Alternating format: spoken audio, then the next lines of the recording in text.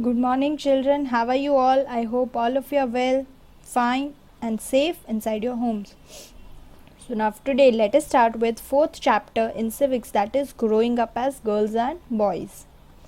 So, now here we will first understand the gender role, that what role does gender has in our life. So, the term gender is often heard by all of us. We experience it also on our daily basis. For example, it determines who we are, our gender, that is girl or boy, whatever our gender is, male or female, it determines who we are, what we will become, where we can go, where we cannot go, and things like that. So, our understanding of gender is based on our family and society. We are always forced by our society to believe in having the gender differences. So, what is gender role? So, now for example, men generally go out to work and women are at home. So, this is what? This is who has created such a thought. It is the society who has made this certain boundaries related to women, that they should be at home and they should be working at home itself and not outside. But the general perception of the different roles are among the different countries. So, all the countries don't think so. It is in India that we are having this perception where there are different gender roles. So the most societies value men more and women differently, which is elaborated. So now there are certain distinctions between the boys and girls, that is the differences between the girls and boys. Say for example, in toys, boys and girls are given different toys to play with. A boy will always be given a car to play with, and girls will always be given a Barbie to play with. So why is it that? Because it is because of the gender differences. Then toys in a way tell them that what is the future of the boys and girls when they want to be grow up, so it will be very different. So on the basis of this also we can say that there is a gender difference between boys and girls. Then way of talking, girls are always expected to be soft enough, they are always expected to soft, they are not expected to shout, whereas boys can be tough, they can talk in a rough manner, in a rude manner, but girls are always supposed to be talking in a very soft tone. So why is it? This is because of the gender difference that we are having it today.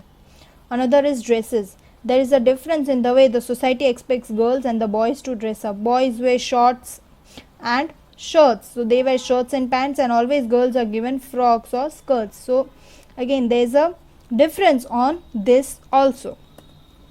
So now all of the above distinctions, they are studied and then they are chosen by men and the women. Even the games that men and women play are completely different and they are not valued equally.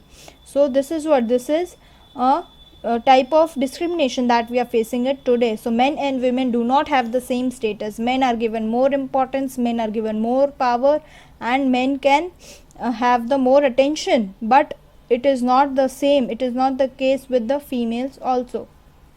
So now valuing housework.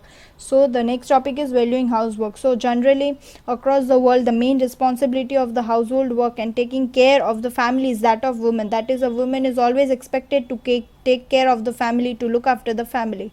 So it involves multitasking skills. Yet the work women do is not recognized as work. So it is still not recognized as work. It is considered as something that naturally comes to women and they have to do it, and therefore they are also not paid for it.